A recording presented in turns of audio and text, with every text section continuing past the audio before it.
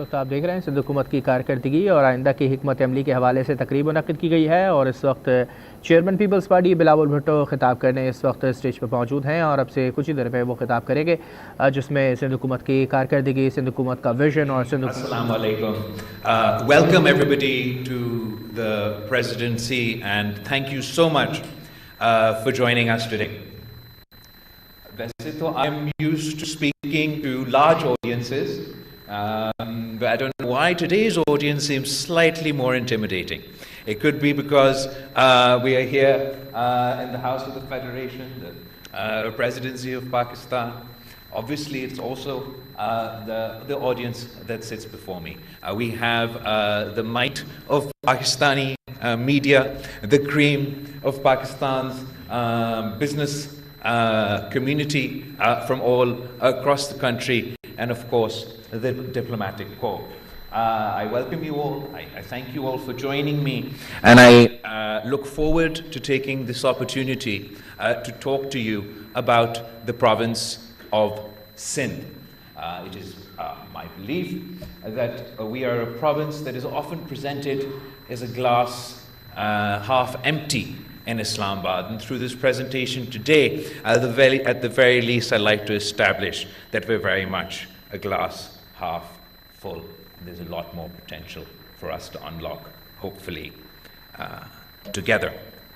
The Pakistan People's Party government in Sindh started in 2008, and as the Chief Minister mentioned, every subsequent election, the people of Sindh have entrusted the Pakistan People's Party with a larger mandate than before. The Pakistan People's Party's philosophy has historically been rooted in roti, kapra, makan. Food, clothing, and shelter. The idea behind this philosophy, I'm not ready yet, the idea behind this philosophy is fundamentally to address the issue of affordability. In a country such as Pakistan, where we have unemployment, poverty, but increasing income inequality, the Pakistan People's Party's approach to every sector across our government has been trying to invest in our institutions in such a way to allow our people the opportunity to afford the basic fundamentals in life. We inherited a government in 2008 that faced a multitude of challenges. We had the issue of terrorism and law and order. I'm sure our media friends and all of those here who've witnessed firsthand how when the Pakistan People's Party's government took over in 2008, obviously all over Pakistan, but also in the province of Sindh, we faced terrorist attacks on at least a daily basis, and in some cases, at least a weekly basis, in some cases, a daily basis. We faced religious extremism like the rest of the country did, but particular to Sindh, we faced ethnic tensions and frictions that would often result in violence. Our law and order challenges weren't confined to the city of Karachi alone, but across the province. We faced, even in the northern parts of Sindh, in Larkana, my hometown, when before the Pakistan People's Party's government took over, we used to observe the anniversary of Shaheed Zulfikar Ali Bhutto every year in April. And our party used to have to go in convoys in order to provide our people the necessary protection in order to reach from across the province and across the country to Larkana. Similarly, whether it's our health infrastructure or our education infrastructure, I could go on about the challenges that we face. But after the Pakistan People's Party's intervention, we're proud of what we've achieved, whether it's law and order, whether it's education, whether it's public-private partnership. And I'd like to take this opportunity today not only on dwelling on our accomplishments, where we've come from, what we've achieved, and in and hopefully a little bit of where we'd like to go. I'm going to start with our healthcare sector. The Pakistan People's Party's approach has been that we believe that healthcare should be a fundamental right. That if the people of Pakistan, or if any citizen, cannot afford treatment, it should not mean that this is a death sentence. And we have invested over the course of 3 governments in setting up free of cost medical facilities and health infrastructure all across the province. And not only are our facilities that I'll just go on to talk about free of cost for all our citizens, but also of international standards. I'm going to start by talking about Karachi's JPMC. Actually, before that, I'm going to tell you that we've invested over the 3 governments, and we brought up our health budget from 2.9% of the Sindh's budget to 10% of our budget.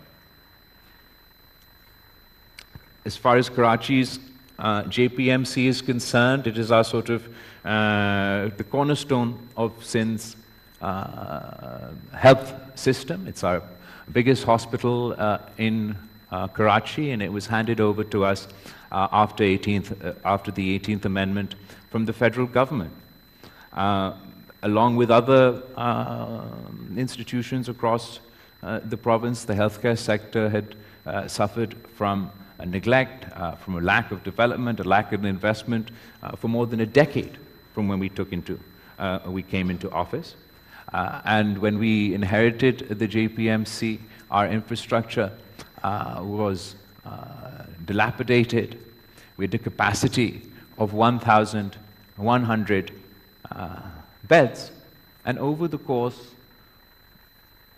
of the Pakistan People's Party's government, we've now transformed this hospital in partnership with the people of Sindh, with the people of Karachi, with the philanthropists of Karachi, and as a result of heavy investment by the Sindh government into the country, one of the country's leading hospitals. We've added a 550-bed surgical complex and OPD, a 120-bedded psychiatric ward and OPD, a 110-bedded neurology ward, and OPD, top-of-the-line equipment. For example, we have the CyberKnife technology for the treatment of cancer at JPMC.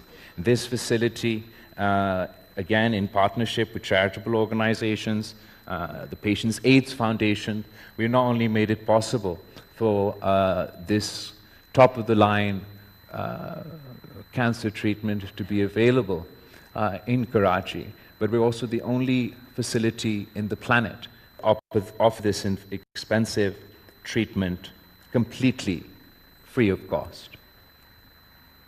We've taken the JPMC bed strength from 2012, it was 1,100 beds, to now 2,208 beds. So we've doubled our capacity so far.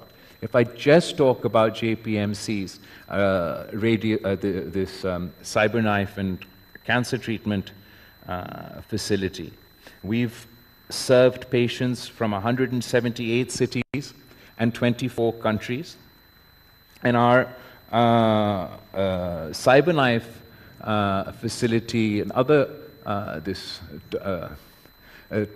tomotherapy and equinox sessions and all of this component, we've served 250,000 patients. It says here, I don't know whether that's daily or monthly because it's missing in my presentation, but this is one of our most expensive treatments that we afford to our citizens, absolutely free. And I just wanted to highlight that while 46% of our patients, so less than 50% of our patients who receive this treatment are from the province of Sindh, 31% of patients who receive this treatment are from Punjab.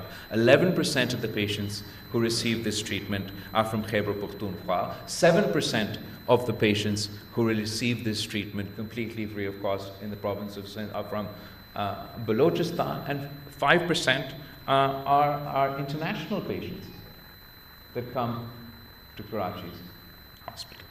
So the JPMC that we inherited with 1,100 beds in 2012, we added our 200 bed in 2020. We added our 500 bed surgical complex. In 2020, we also added our food complex, which feeds 500 people daily, completely free of cost. In 2024, we added our psychiatry and neurology department of 120 beds. And as I mentioned, our bed capacity from 2024 went from 1,100 to 2,200 beds.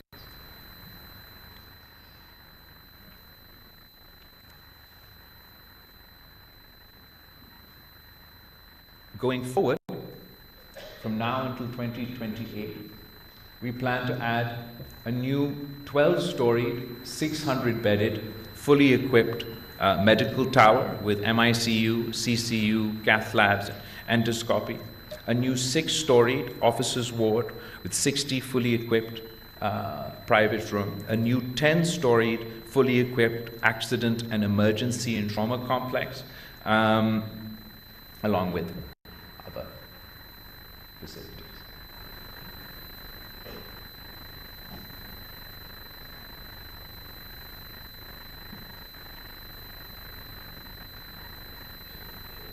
So by 2026, our employees' medical block with 60 beds. Again, 2026, our medical complex by 50 beds. Our emergency tower, that I mentioned, 722 beds.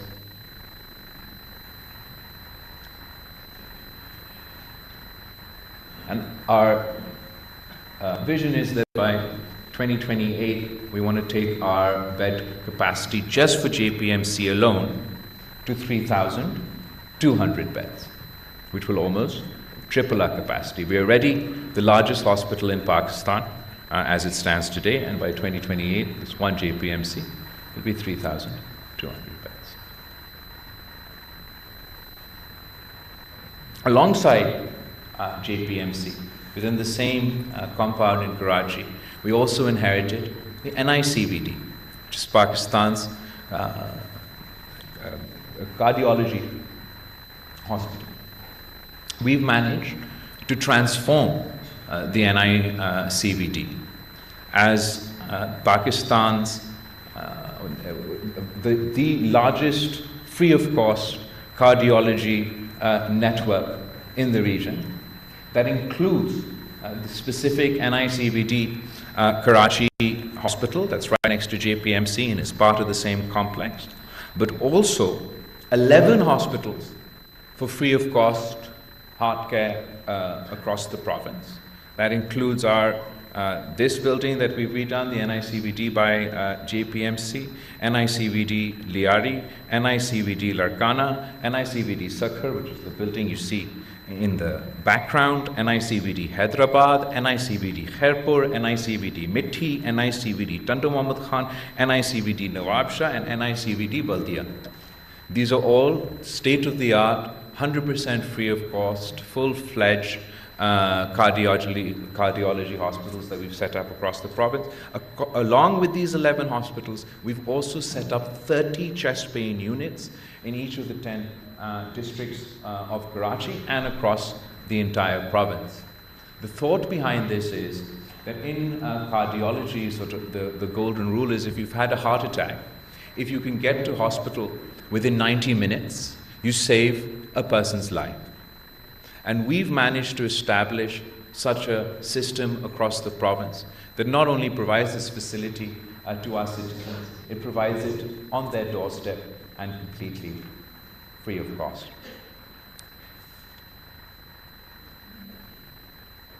As far as the patients treated by NICVD is concerned, again, this is just the province of in this hospital, I'm not talking about our overall NICVD infrastructure, the 11 hospitals, etc., that's all connected. I'm talking about the one NICVD that we have in the JPMC complex in Karachi. We serve 2.9 million patients free of cost just in 1 year. And in 2025, 2.8 million patients were from the province of Sindh. 45,000 patients were from the province of Punjab. From Pakhtunkhwa, we had nearly 10,000 patients. From Balochistan, we had more than 100,000 patients. From Gilgit-Baltistan and Azad Kashmir, we had almost 4,000 patients. So not only are we providing this service to the people of our own province, but also the people all across the country. Again, along with NICVD, within the same complex, we inherited JPMC, we inherited NICVD and NICH, which is the Institute of Child and Neonatal Therapy, and we've taken up, we've increased the bed strength of this hospital as well. We've opened up the Sindh Institute of Child Health and Neonatology across the province, which include 8 SICH units. But I want to specifically, before I go on to SIUT, talk about, so the JPMC, the JPMC complex alone, not the NICVD satellite hospitals, not the additional SICH hospitals that we've set up across the province, just that one compound where we inherited these 3 buildings. These 3 buildings together, when we received them from the federal government, we had a bed strength of 1,799. We've invested in these hospitals, turned them around, made them 100% free of cost, and as of 2025, we've increased our bed strength of these 3 hospital buildings alone to 3,453 beds. That's already the largest hospital in Pakistan.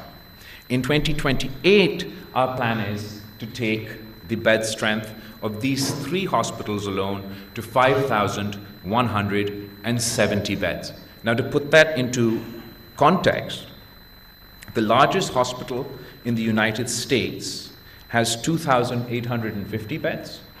The largest hospital in the United Kingdom has 1,800 beds. And our aim is that we want to increase our patient to a bed strength ratio in Sindh overall, and particularly in Karachi, and this is the case, the strongest case of where we've done that. So what we've achieved with JPMC is as a result of a lot of Sindh's government's own investment, but also as a result of the humanitarian effort of the people of Sindh, particularly the people of Karachi who've invested in this hospital. NICVD is completely sort of public hospital. It's not as a result of our partnership with other sectors. But the transformation in Sindh's healthcare is not just a result of our own drastic increase in spending. It is also as a result of our ability to partner with those already doing good work in Sindh. And one of the best cases for this, or best examples for this, is our partnership with SIUT, the Sindh Institute of Urology and Transplantation. Dr. Adib Rizvi is probably the closest thing that comes to a living saint in Pakistan for the work that he does with the Sindh Institute of Urology and with the SIUT.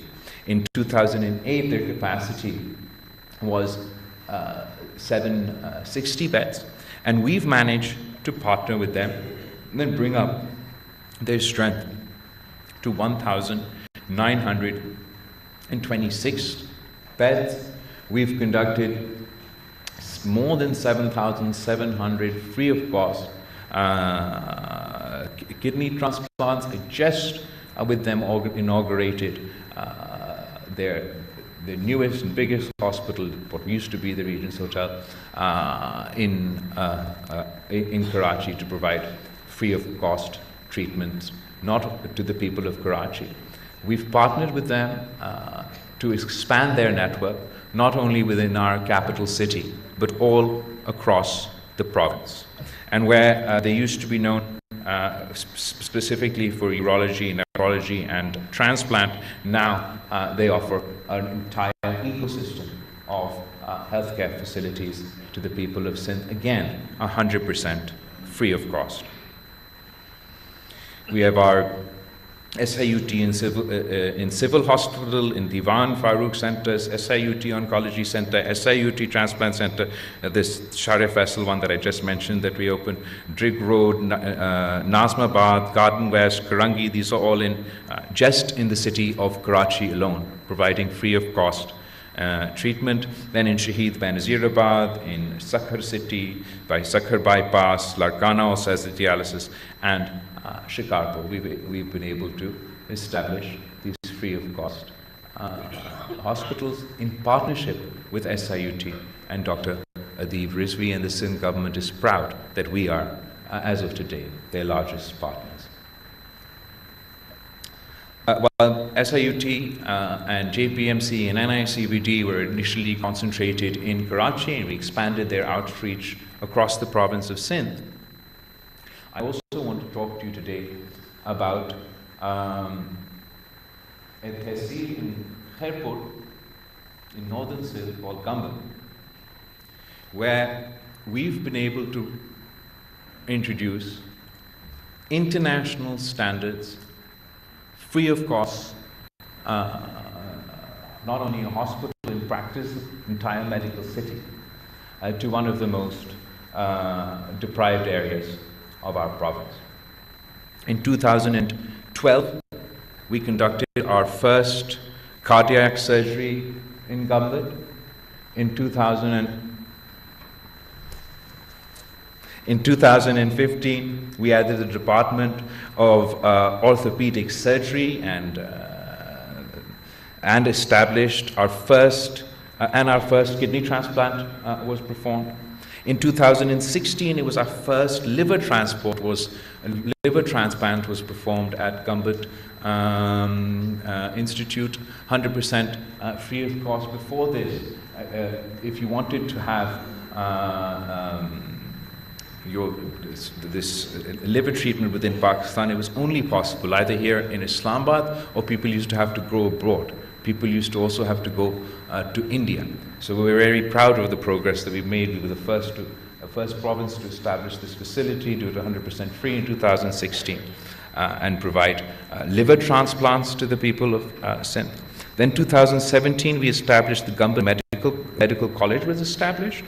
In 2018, our cornea transplantation was started in Govt, Khairpur. In 2019, we established our Rapid Response Center and our Govt Heart Center and our ICU. In 2021, we established our Center for Hematology, Bone Marrow Transplant, 100% free of cost, and our Laser Therapy Center, our Department of Oncology and Department of Neurology.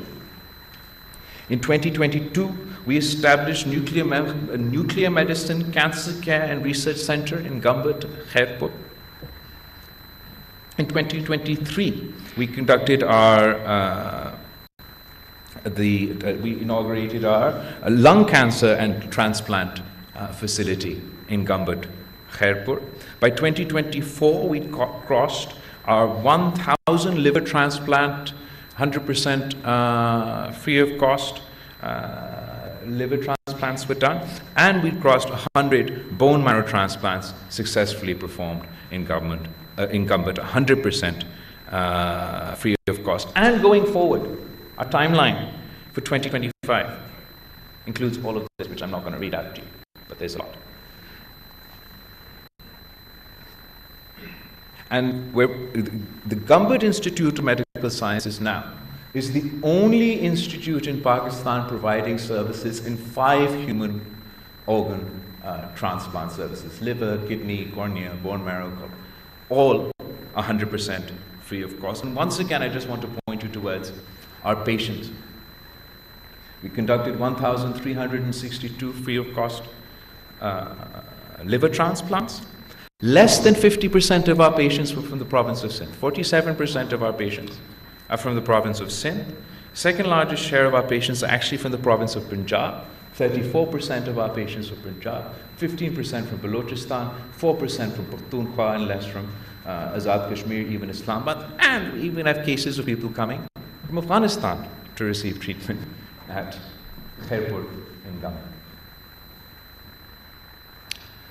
Our Shaheed Mohtarama Benazir Bhutto Trauma Center in Karachi is South Asia's largest level 1 trauma care center. And just in 2025, this facility has treated more than 175,000 people. We've expanded this facility to also include my Larkana ICU and HDU and emergency facility within our hospitals in Larkana, and we plan going forward to add 3 more centers in Sakhar, Malir, and Baldia, which will be functional this year.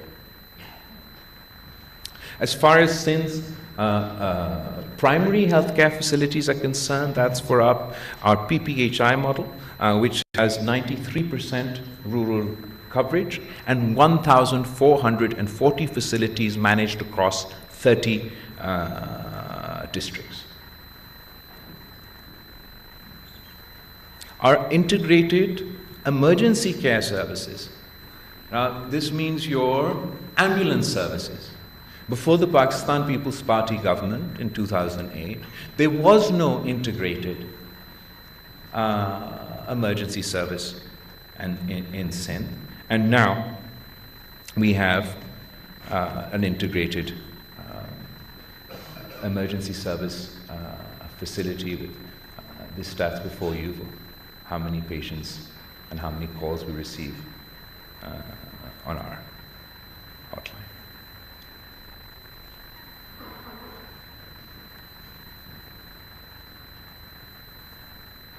The biggest sort of public interaction at any hospital is with your emergency services. That has the highest interaction for our public. And if you want to improve the public's experience with any hospital, you want to focus on improving their approach or their access to emergency services. We prioritized within that children's emergency services. And we've partnered with the Child Life Foundation across the province of Sindh in order to provide international standards, free of cost, emergency care to the children of Sindh. And we've established 10 emergency rooms across the province in partnership with the Child Life Foundation and 105 telemedical centers at secondary care hospitals. This is, again, as a result of our public-private partnership. Our mortality rate at the Child Life Foundation emergency care rooms that we're partnered with is at 1.2% and is at par with the best private hospitals in Pakistan. As a result of all these interventions, whether it's NICVD, whether it's SICH, whether it's our Child Life Foundation, there are many, like Indus Hospital sitting before us, that Dr. Bari, I haven't even mentioned in my as a result of these interventions, we're providing international standards, free of cost care to the people of our province. And we've seen quantitative results. Our infant mortality rate in Sindh has declined by 26%, from 74 in 2013 to 54.65 in 2024.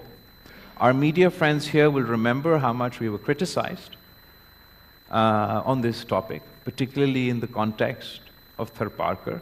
And I'm proud to share with you today that Sindh's infant mortality rate after these interventions by the Pakistan People's Party government today stands at 2.9%. That's lower than our national average of 5.4%.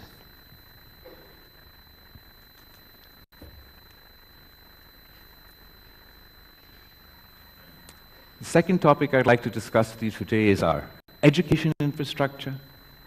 We face a whole host of challenges within the province of Sindh, education being amongst one of our priorities. Obviously, without access to education, our people have no hopes of prospering, economic progress, of jobs. And we're proud to say that we've prioritized not only our higher education, but also our primary facilities. In 1947, there was one university in the province of Sindh.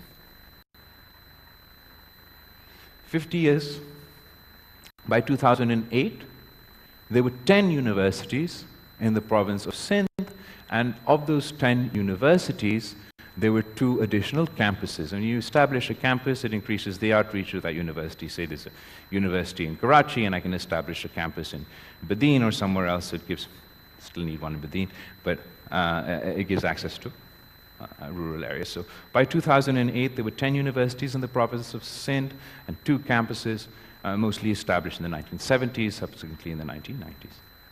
By 2025, we now have 30 universities. 30 public universities in the province of Sindh established by the Pakistan People's Party government. And in addition to these 30 universities, we now have 18 instead of those 2 campuses.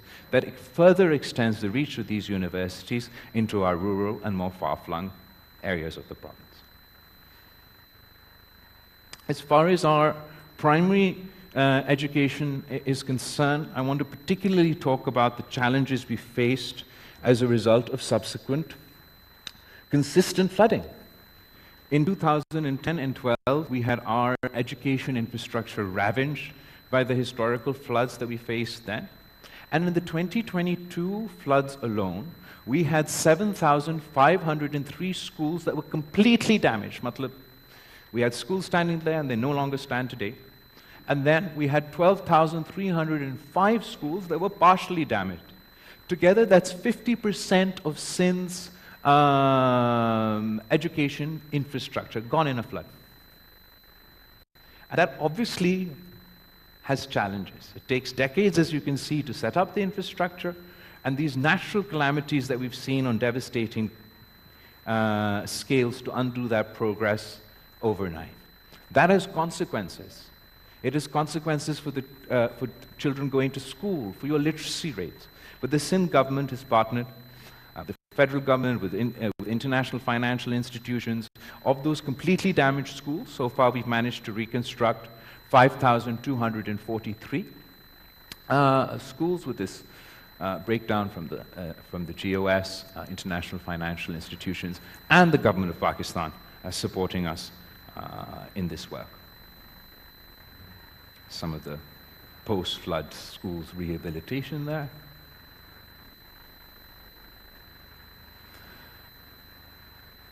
We have a whole host of other interventions. I've thought I'd try to narrow them down. Teacher recruitment used to be a serious issue. We partnered with private institutions, international institutions, to ensure that we have transparent, merit-based appointments within our teachers recruitment initiative, and we managed to recruit more than 100,000 teachers through this merit-based process. We have public-private partnerships that have outsourced we've partnered with NGOs, with the private sectors to run educational institutions, public schools in Sindh. This has drastically increased the service delivery. I'd particularly like to mention Mr. Shehzad Roy, that's sitting in the corner over there, and his Citizen Foundation for the partnerships that we've done. We've improved our student-to-teacher ratio in Sindh. We had a student-to-teacher ratio of 50 students to 1 teacher when the Pakistan People's Party government took over. We've now managed to bring that down to 35 students to one teacher. We still have a long way to go. We've built 129 new colleges. We have scholarships programs, international scholarships program, the most recent of which is the Oxford Bhutto Scholarship, and also with the Sindh education, we have scholarship programs that seem to have been eaten up my data, or I just can't see it. But trust me. We have not only international scholarship programs, but also local scholarship programs. There we are, 4,000 scholarships annually just through the Sindh Education Foundation alone.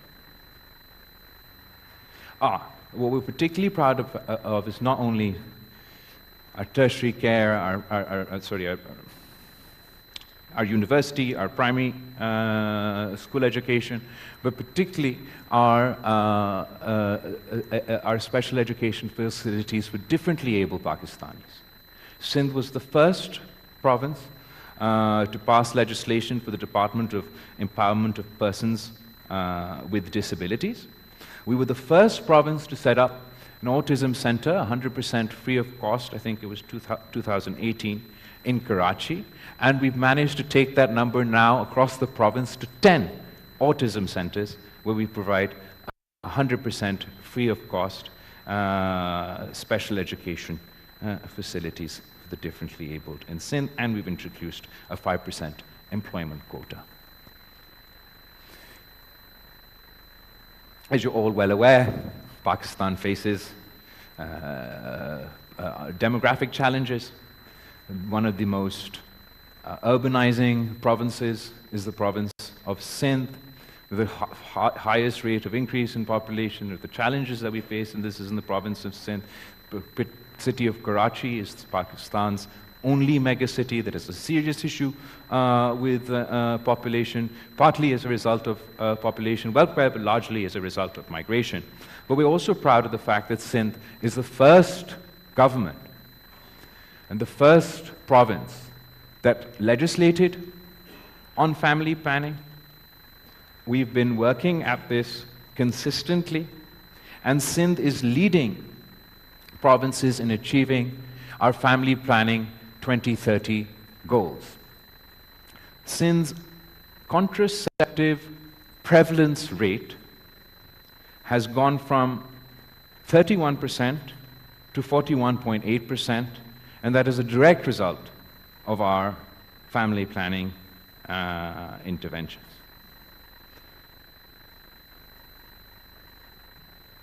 Along with family planning, I'd mentioned the sort of crux of our philosophy being about affordability. So we provide free of cost healthcare, because one of the most expensive challenges that any family can face can be the cost of healthcare. It can rip families out of the middle classes and into poverty, so there are those who are completely out of reach. Similarly, we've tried to expand our network of public education facilities to ensure that our citizens get free of cost education, whether it's their universities, whether it's their primary school.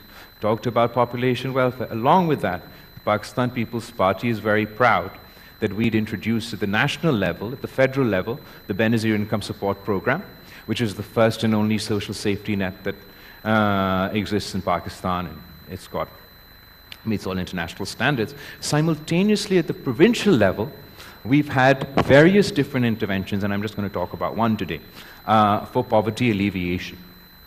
And that's our Sindh. Do you want to do it? Yeah. Sindh Rural Support Organization, through which we've provided interest-free loans and other supports, particularly to the women of Sindh. And as a result of this program, we've managed to lift so far 1.4 million women out of poverty. And the thing that I'm sort of proudest about this program is usually when we want to start an initiative, we go to either our international partners or local partners and we make a pitch that this is what we want to do, come partner for us, come give us financing. In the case of this SRSO, which became the People's Poverty Reduction Program, this was the one initiative where we'd started on our own in the province of Sindh, and it went so well that the European Union approached us, that they would like to join us in financing this initiative, which allowed us to then expand it through international partners and our own local support. So as I mentioned, we provide interest-free loans. We've got interest-free loans for women to start their own businesses at different scales. So there's an average scale for if they want to start, to provide them support in the form of the loans, in these loans to start those businesses. Then there's sort of higher end, we provide a little bit more support through an enterprise development fund for more upscale businesses that they want to start. And it is primarily through that we've managed to lift these women out of poverty, but we've also included support for vocational training and low-cost housing and a whole host of other interventions.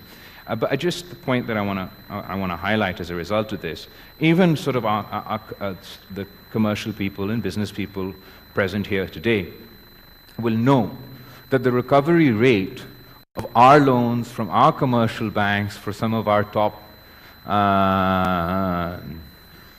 strata within Pakistan society is nowhere near the recovery rate that I mentioned over here.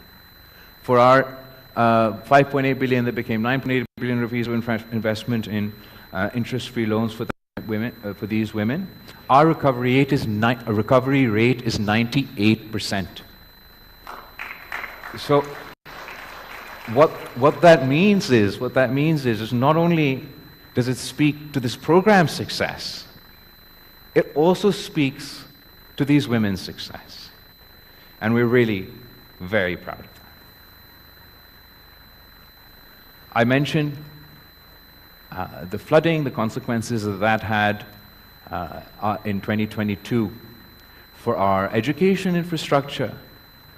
To put into perspective the scale of this flooding and how devastating it was, particularly for the province of Sindh, is that 70% of Sindh was submerged in water. 24 of our 30 districts were declared calamity hit, and 2.1 million houses were destroyed. And you can imagine the devastation that this caused to those communities that we witnessed firsthand. I happened to be the Foreign Minister of Pakistan at the time, and I'm very grateful to the Prime Minister Shehbaz Sharif and the federal government who all rallied together.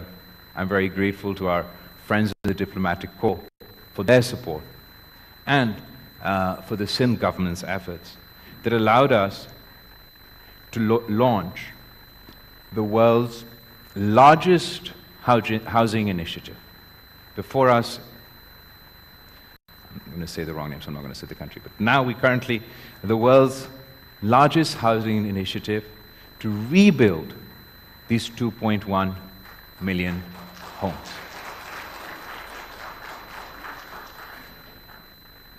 The project beneficiaries are more than the population of 154 countries.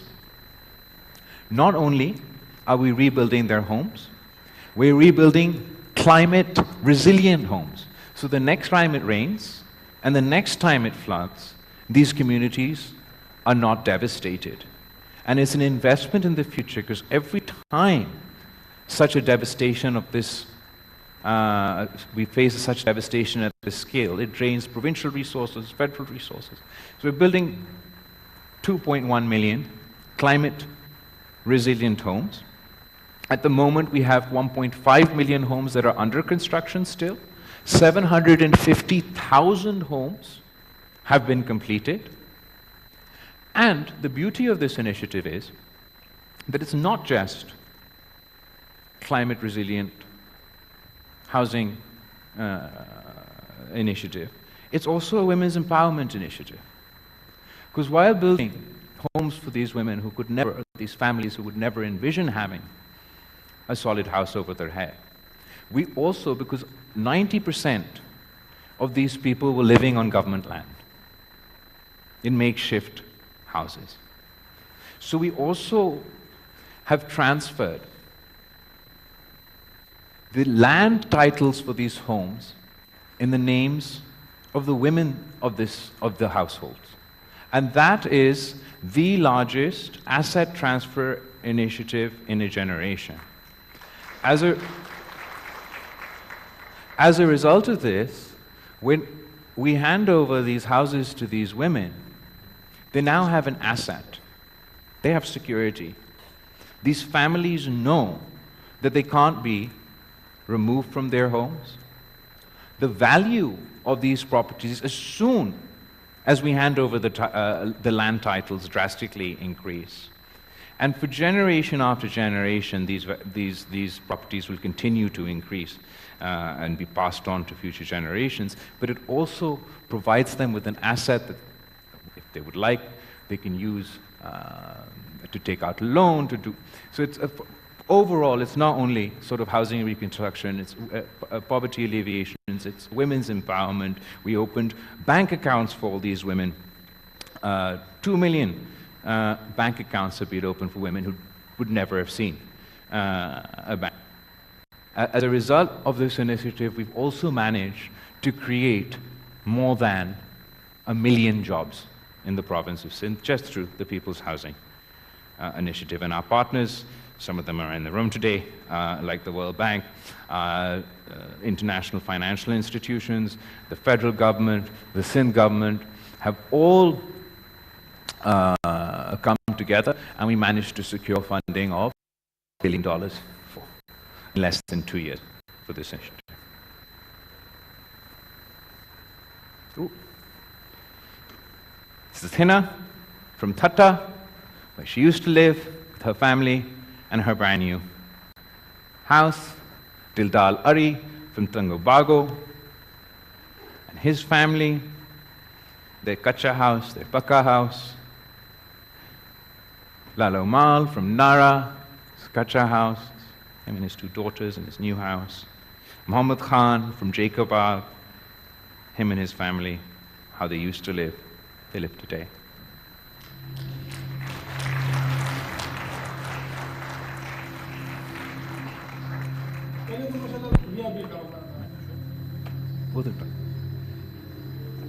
घर का खर्चा, बच्चों का, अपना सारा कुछ सही चलता था। बारिश के बाद तो वो बिल्कुल खत्म हो गया।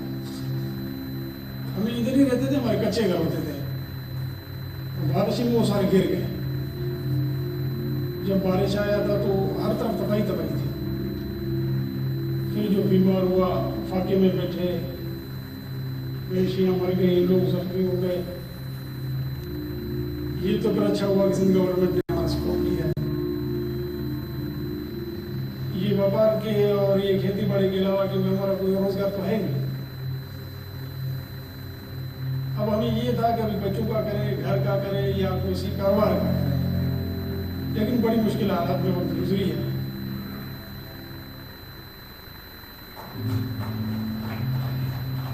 गवर्नमेंट ऑफ सिंध की तरफ से जो टीम आई थी, वो आगे घर घर पे सर्वे कर रहे थे। पहले घर हमारे कच्चे थे, अभी ये माशाल्लाह पक्का घर बन गया, तो हमारा भी शौक है कि घर को संवार दें। ये पसंद है हमें, जब वो बोलते कि दरख्त लगाए तो ये जो बड़े होते हैं तो इसके फिर हम खुद भी बैठते हैं और मवेशी वगैरह भी। और गाँव वालों को भी कहता हूँ कि हर घर के सामने होनी चाहिए, तो हम लगा देते हैं इसलिए।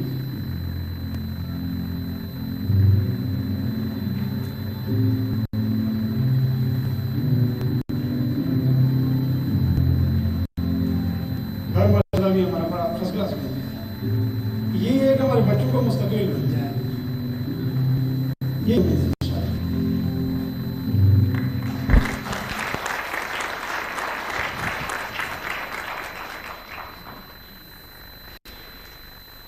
education system, housing infrastructure, regular infrastructure obviously devastated. Again, on the topic of agriculture, I want to look at it specifically in light of the 2022 floods. The major source of income for the people of our province was drastically affected. As an emergency measure at the time, the Sindh government decided to support our farmers by providing them wheat seeds.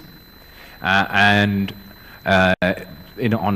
an emergency basis, we reached out to 215,000 people in our province at the time, provided them this support, and as a result of this intervention, the following year we had the highest ever wheat production of 4.5 million tons in the province of Sindh. But we built on that experience. We used that data, and we started the Benazir Hari card, or the Benazir Farmer card, with the thought that in the future, when we face a natural disaster, we want a transparent mechanism where we can get financial support directly into the hands of the farmers. These 200,000 people that we'd given the wheat seed became the first people to subsequently join our Benazir Hari card. And the concept behind this initiative was not only support in times of emergencies, but the government of Sindh, and even the federal government, but they're not associated with this yet, provides a lot of support to our farming communities. But it's not targeted, it's not transparent, and that's the direction that we'd like to move in the future. So this Benazir Hari card was a result of the 2022 floods. And recently, because we had this infrastructure in place, when last year Pakistan faced floods, we've had an even more expansive intervention from the government of Sindh through the Benazir Hari card, but also through CNIC and other identification mechanisms. For small farmers of from 1 to 25 acres, we provided cash support for them to buy DAP and urea. Targeted, transparent support to those at the bottom of the pyramid who need it most, while simultaneously supporting Sindh's agriculture economy. We have agriculture modernization mechanisms in place where we support our farmers with laser leveling and other such facilities. And going forward, we want to take this to, and going forward, we want to take that to the next level. We're going to encourage both collective farming and public-private partnership in the agriculture sector in the province of Sindh. Collective farming, because 90% of land holdings in Sindh are with the small farmer. And what we want to do is create incentives from the provincial government for these small farmers to form collectives. And when they form collectives, they'll obviously collectively have more arable land, but it also gives them collective bargaining power. And they could then benefit from some of the benefits that bigger, richer, large landowning families or businesses enjoy when it comes to procurement and other things. We want to support these collectives through the Sindh government with modernization, with modern machinery, with laser leveling, with scientific knowledge, with research, and our support, our interventions, our subsidies will be targeted to these small farmers. Then, for public-private partnership, we want to encourage the private sector to come and invest in large-scale farming in the province of Sindh in two ways. One, the Sindh government wants to be a bridge between these collectives and big business, whether it's within Pakistan or outside in Pakistan, where we create a partnership with these collectives in the business community, and they come in with their investment and partner with small farmers and create collective corporate farming in the PPP mode. Separately, the government of Sindh also has a lot of arable land that's not used, whether it's in forest area, whether it's in agriculture department, whether it's irrigation department. We also want to partner with the private sector in those cases and use public-private partnership to bring in large-scale, high value-added farming to take our Sindh agriculture to the next level.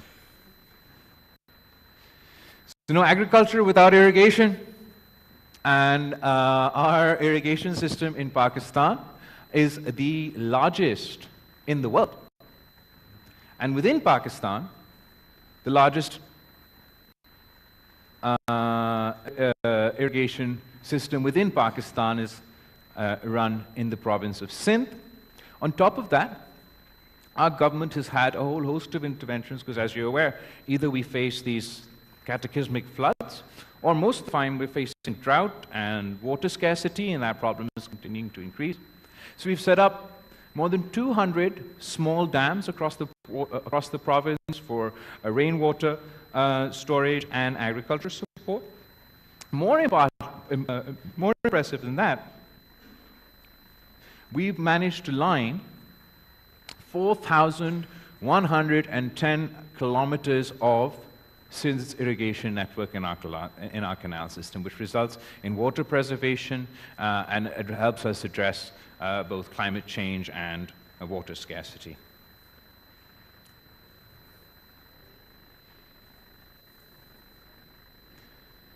Ooh. As far as Sindh's infrastructure is concerned, so along with our irrigation system, we get a lot of criticism on our communication infrastructure. So I want to use this opportunity to clarify that there are two forms of this infrastructure in our province. The majority, say our national highways, are run by the federal government and the communications department. And that has and does, both from us and from others, receive a lot of criticisms, and we're really appreciative of the current government, the Prime Minister, for their commitment that the Sakhar onwards portion of our national motorway will be built. But that doesn't mean that the Sindh government doesn't build roads, it's just we can't build the federal government roads. We manage 57,000 kilometers of road networks in Sindh, of which 24,000 kilometers are either brand new or rehabilitated. I've included a whole host of pictures here, but the one I'm just going to point out to you, which is our latest initiative, Share Bhutto in Karachi, which is a public-private partnership model, and we have a lot of our partners with us here today that's working on our communication infrastructure, roads, bridges. Since 1947 until 2008, there were 5 bridges built on the River Indus. And from 2008 up until today, we've managed to build 4 new bridges on the River Indus. This includes the largest bridge on the River Indus, which is our Jirk Mulakatiyar Bridge in public-private partnership, and it's not here, but we're constructing our 5th bridge on the River Indus, which is our Kankot Ghotki Bridge that is still under construction and hopefully be finished before 2028. What's infrastructure without transport? Well, in 2008, when the Pakistan People's Party government took over, the Sindh government had no public transport, no integrated public transport. And now, we have more than 200,000 passengers that commute daily through our integrated mass transit system. We were the first province to introduce electric vehicle buses in Pakistan. We were the first province to introduce the pink bus service in Pakistan, which is exclusively for women passengers with women drivers to provide a safe environment for women. And we also want to particularly encourage female mobility. So it's not just our pink bus service. The Transport Minister who introduced this for us today has also started a pink scooty service. And we'll continue. Still got a long way to go as far as public transport is concerned, and we continue to expanding this infrastructure, hopefully, in the time to come. Solid waste management, again an area of criticism, and naturally as the most populated city, we have the most waste in the country. But yet again, before the Pakistan People's Party government, there was no solid waste management system in the province of Sindh.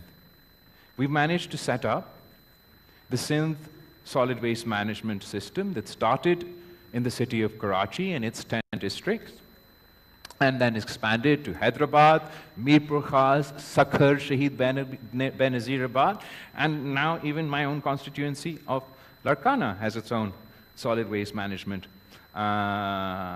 facility. Our solid waste management board and their contractors collect over 14,500 tons of waste per day, and there's still a lot more to do.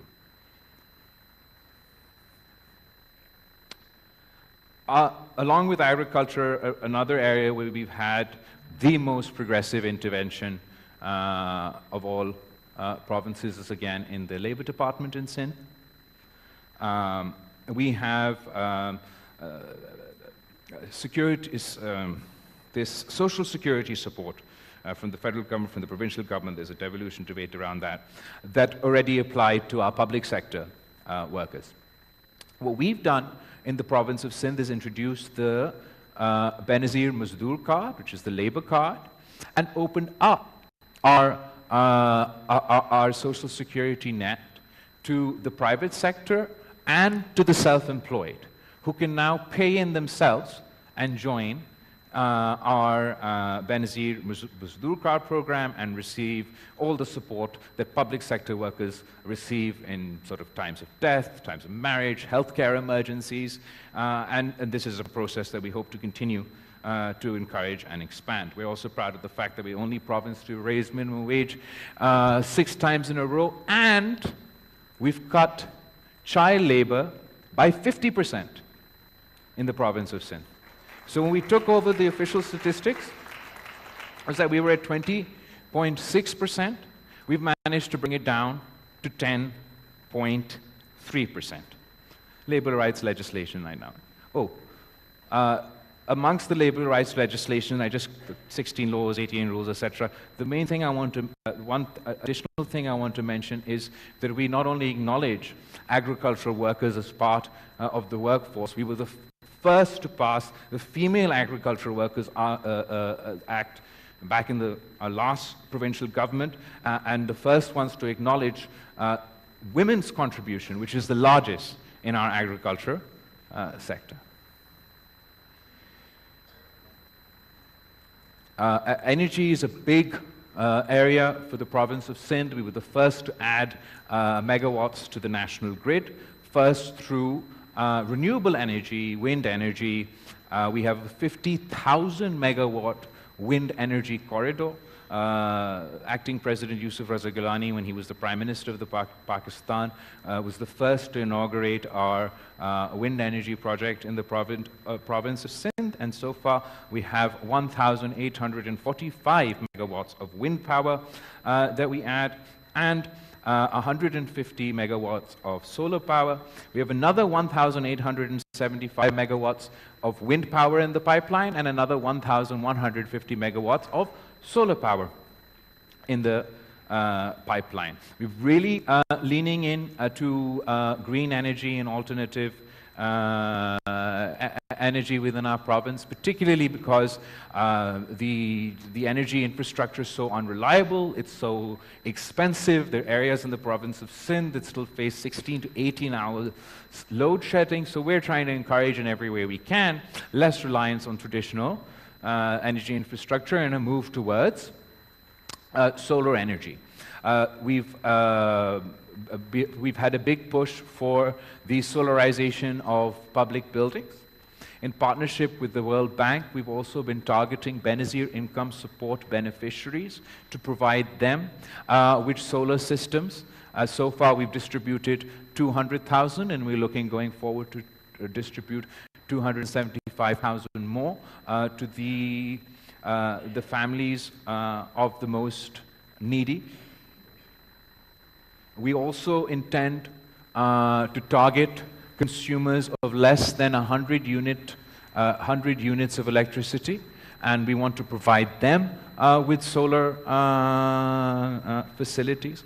In addition to that, we have 3 public-private partnership solar infrastructure projects in the works right now, through which we want to provide Karachi with an additional 400 megawatts of solar power at low cost. I'm going to go on to talk about Tharkol, which is another big initiative as far as the Energy Department is concerned. But even within the context of Tharkol, going forward, we want to look into using Tharkol for the development of fertilizer. So our country's over-reliance on gas for fertilizer can hopefully be addressed through this. Where's my energy gone? I definitely have another energy thing to talk to you about. It comes there. We also have Tharkol, which I'll talk to you about later, but in between we're talking about progressive legislation and how we Sindh leads the way in progressive legislation. There's a whole list. I just wanted to run through a few of our, we were the first, and proud to be the first, to pass the Sindh Child Marriage Restraint Act, banning child marriage in the province of Sindh and raising the age to 18 in 2013. The Sindh Prohibition of Employment of Child Labor Act, I already mentioned the results of that. Our Domestic Violence Protection Act in 2013. Our Sindh Hindu Marriages Amendment Act in 2018. And the Sindh Commission for the Status of Women. 2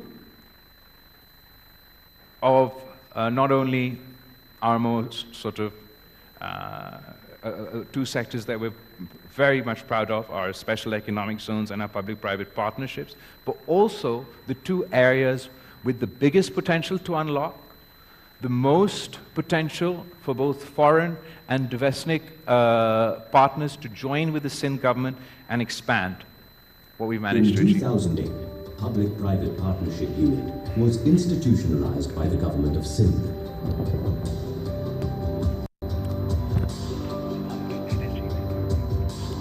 Our private partners have collectively invested nearly $2.076 billion US, while $780 million US invested by government of Sindh.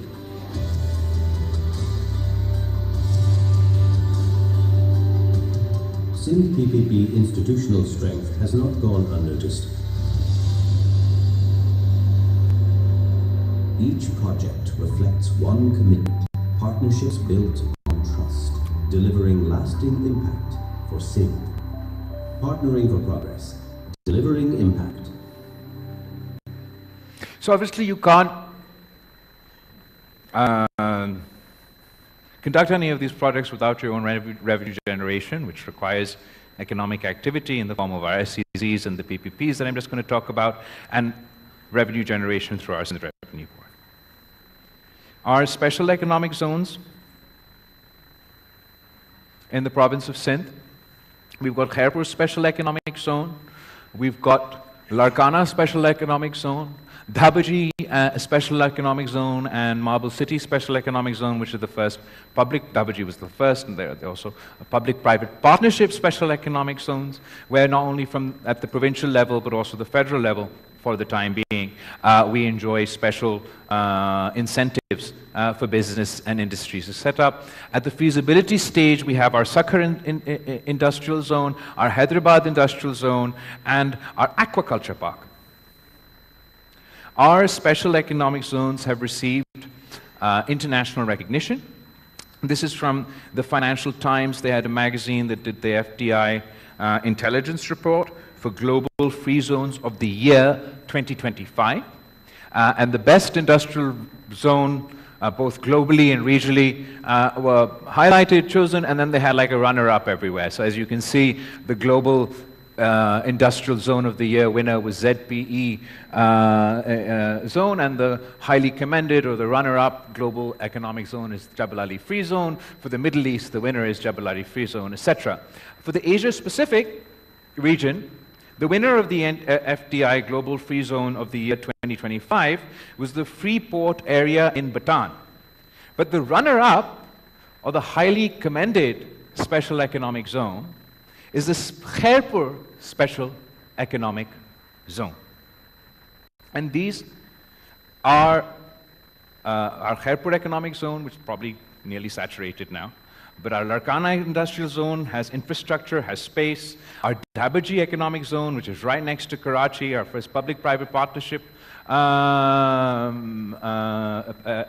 economic zone, still needs more infrastructure, has a lot of space. And similarly, our Marble City that's coming up and the rest that are in our feasibility stages provide the perfect environment for the business community across the country, for the international community, and the business community internationally to come invest, enjoy tax and other benefits from both the provincial and federal government, and do so in economic zones with international recognition.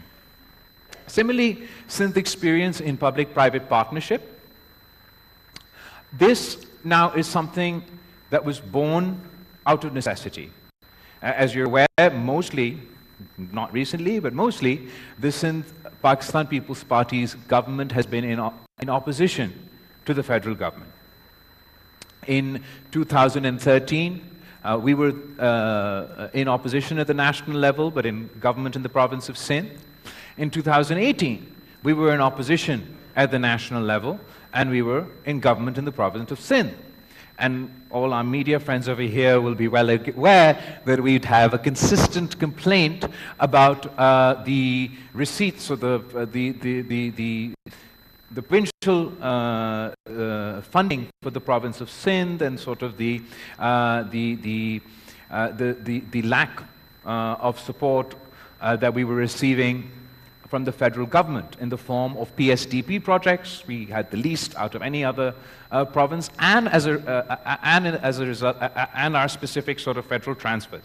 But we didn't just sort of sit back and accept our fate, or I didn't just complain about it. What the Pakistan People's Party did was heavily lean into and leverage public-private partnership within our province. The public-private partnership concept was introduced in Pakistan through Shaheed Mohtarama Benazir Bhutto's 92-93 election manifesto. And in 2008, when the PPP government was formed, we set up our PPP unit in the province of Sindh. Probably the most famous and large-scale PPP project in the province of Sindh is our Sindh Angro coal mining company, which was the first open pit mining, and it was conducted through public-private partnership. And this has really opened the doors for an economic revolution in the province of Thar. Because the Sindh government was partners with the private sector, both internationally and locally, for the coal mining, and we had this energy generation also as a result of the coal mining. We've turned around the infrastructure, both roads and health, education. The desert has completely changed as a result of these interventions. The big-scale Sindh Angro coal mining project, which has a project cost of $1 billion and is a joint venture between the GOS, local and international partners. Jobs I'm going to come on to. We were the first government to set up, first provincial government to make an airport, the Mai Bakhtaur Airport in Thar, a resettlement of communities that were affected by the pit mining in model villages. Road infrastructure in Thar has improved to the extent that in 2008, or before 2008, from Karachi to Thar, the drive used to be 8 hours. Today, the drive from Karachi to Thar, depending on how fast you drive, is 4 to 3 hours. A percentage of our profit of this public-private partnership company goes into the Thar Foundation. And the Thar Foundation then helps in our community uplift initiatives, one of which is our Thar Foundation Hospital that has been established in the district of Thar, and the Thar Foundation Hospital is run by Dr. Bari's Indus Foundation in public-private partnership. Just yesterday I came from our NED University inauguration. We're inaugurating our campus for a new building for our campus of the NED University. We set up RO plants infrastructures that still needs a lot of work to address the water scarcity issues over there. Just Thar Coal Block 1 has created Block 2 has created 3,000, it says here, but I had 5,000 in my head, 3,000 jobs locally. The more important part is those jobs, 71% of the jobs as a result of this public-private partnership are directly Thari local jobs. An additional 10% above that are jobs from the province of Sindh. Then we have like close to 5%, which is rest of Pakistan, and then even less, which is our international sort of jobs as a result. We've had, as a result of this PPP initiative, we have female truck drivers in Thar for the first time. So all our trucks that are driven by local women. We had the first female engineer come out of Thar and then be employed at this PPP initiative. So Thar is sort of the cornerstone of Sindh's public-private partnership, but it's not the only thing we do. We have our water supply project of $200 million, which is a PPP mode, which is in partnership with Energy Tech from Kuwait. As a result of that initiative, we're now working on our NED technology part, again in partnership with the government of Kuwait, and we have a whole host of partners that are working with the Sindh government, locally and internationally, in public-private partnership. Sorry. These are some of our public-private partnership initiatives. Our Hyderabad Mirpur Khas dual carriageway is completely public-private partnership. I mentioned the largest bridge on the River Indus, the Sir Aga Khan Jirk Mulakatiyar bridge project, our Karachi Thatta dual carriageway, public-private partnership, water infrastructure I've already mentioned, public-private partnership, roads infrastructure we've also had as a result of public-private partnership, but it doesn't stop there. Education management I've already mentioned, management of many schools we've handed over in public-private partnership for primary education. Again, the same Shehzad Roy helps us with teacher training initiatives in public-private partnership that has increased the standards of our teachers, who are now tested and regularly tested to ensure that they meet the necessary standards. We've also rehabilitated 54 JICA girls elementary schools as a result in public-private partnership, and our regional bud centers are also public-private partnership initiatives. Our public-private partnership program in the province of Sindh is recognized globally. In 2018, the Economist magazine's intelligence unit rated Sindh province as number 6 for public-private partnership, after Thailand, Philippines, PCR, India, Gujarat, then the province of Sindh for our PPP mode, and most recently we've had these IFN Deal of the Year 2021, and that's all 2021 for public-private partnership. Major projects that are now under construction in PPP mode, I mentioned our Share Bhutto, Kankot, the 5th bridge that we're now building on the River Indus, the Ghotki Kankot Bridge is public-private partnership, Marble City Project, public-private partnership, Dhabaji I already mentioned, NED I already mentioned, okay, I'm mentioning things twice now. Major projects that are at the feasibility stage for PPP mode are before you, our Yellow Line, our Sakhar and Hyderabad Industrial Zone, our sewage treatment plant for Karachi, our aquaculture park project, there's a livestock project, there's more water sector projects in Sakhar, all in our feasibility stage for public-private partnership. Through public-private partnership, not only have we produced the first electricity through the Tharparkar, done our infrastructure, done our schools, done our healthcare, we've even reclaimed the mangroves. So we had incredible mangrove loss across the Indus Delta, which has devastating consequences for local agriculture, local communities, climate, etc.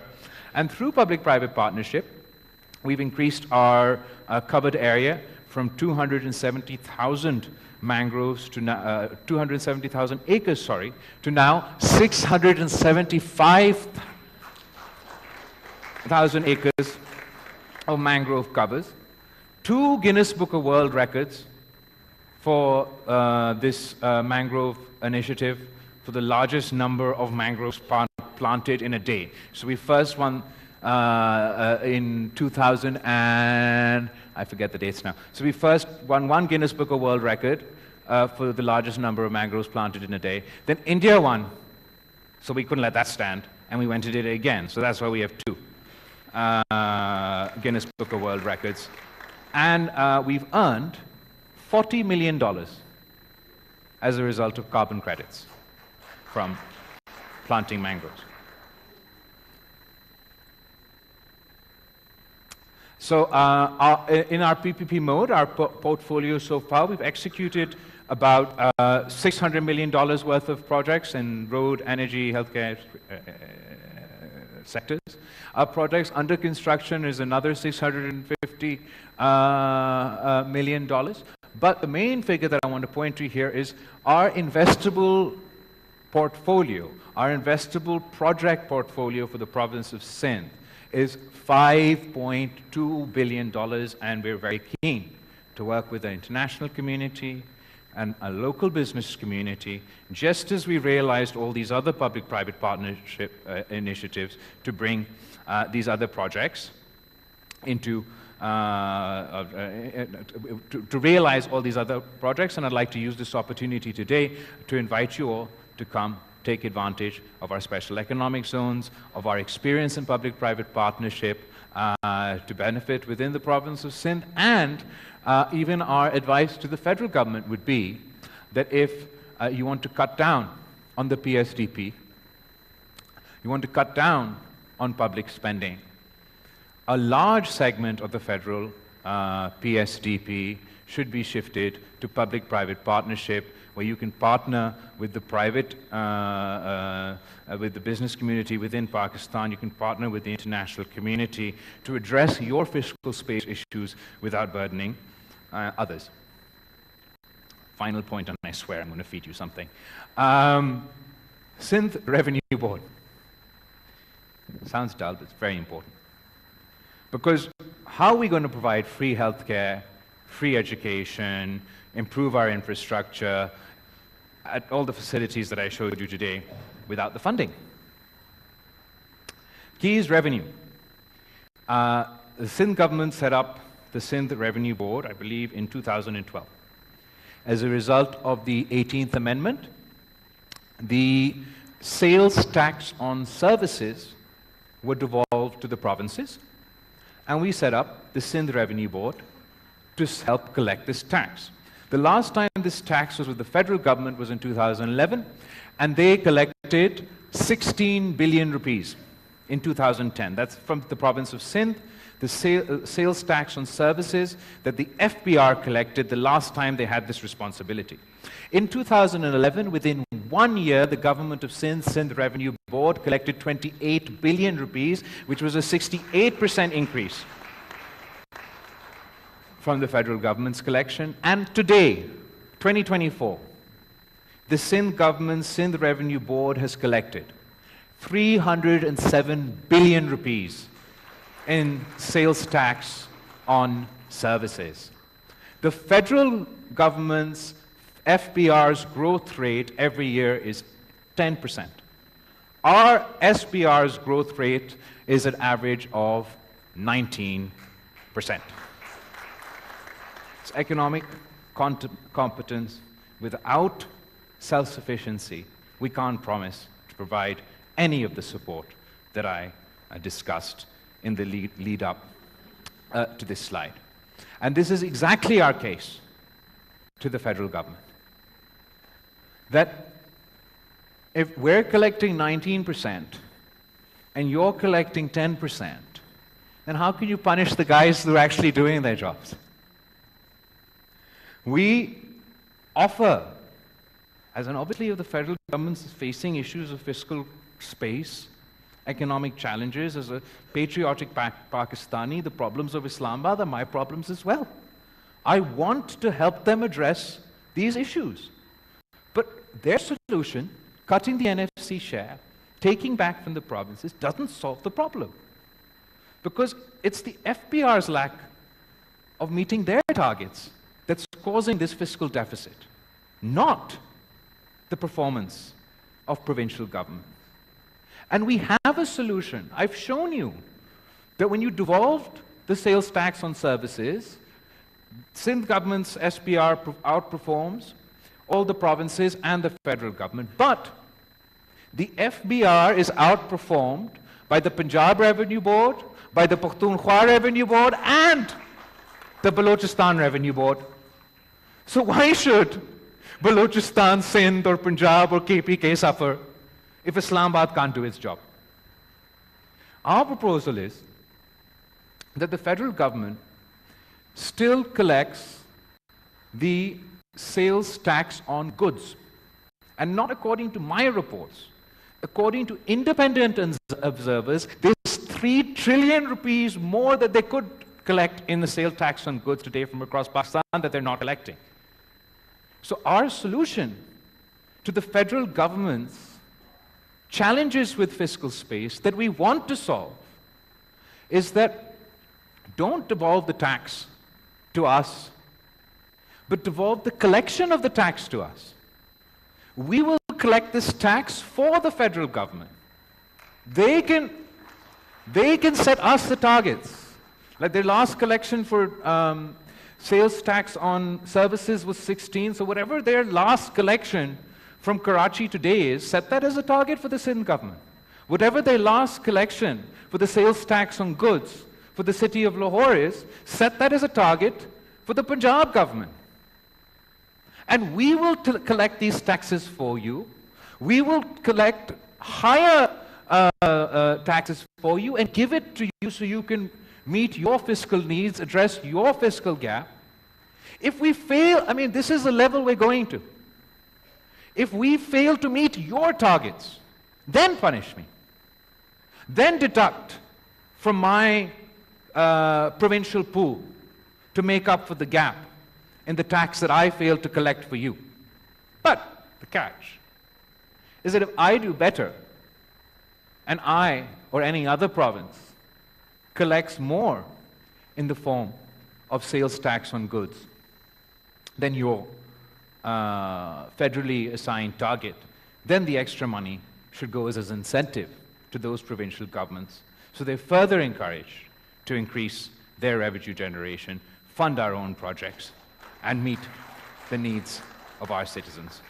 I thank you all very much today for putting up with my very detailed conversation, and I hope that I've managed to convince, or at least put across a case for you today, that the province of Sindh is a half glass full, not a half glass empty.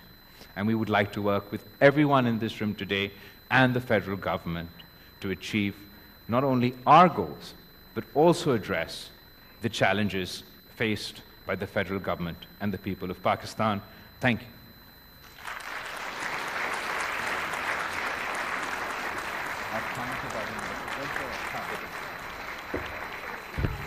Thank you very much, ladies and gentlemen. Please join us for lunch. Please, in the next room. Party Bilawal Bhutto Zardari इस वक्त तकरीब से खिताब कर रहे थे। उन्होंने कहा कि सिंध हुकूमत हर शोबे में नुमाया इकदाम कर रही है। पीपल्स पार्टी भारी अवामी अक्सरियत से इक़्तिदार में आई। उन्होंने कहा कि सिंध में हुकूमत मिली तो कई चैलेंजेस से दरपेश थे। सेहत के शोबे में खुसूसी तवज्जो मरकूज़ की गई। सिंध में निज़ाम सेहत मजबूत बनाने के लिए मौसर इकदाम किए। उन्होंने कहा कि सिंध ने पहली बार इलाज के लिए साइबर नाइफ टेक्नोलॉजी मुतारिफ करवाई। सिंध हुकूमत ने जिन्ना हस्पताल को आलमी मयार का बनाया। सिंध में सेहत के आलमी मयार की सहूलतें मुफ्त फराहम की जा रही हैं। सिंध में कैंसर का महंगा तरीन इलाज मुफ्त किया जा रहा है। सिंध में NICVD के तर्ज के 11 हस्पताल कायम किए। उन्होंने कहा कि हम हर शोबे में बेहतरी के लिए इकदाम कर रहे हैं।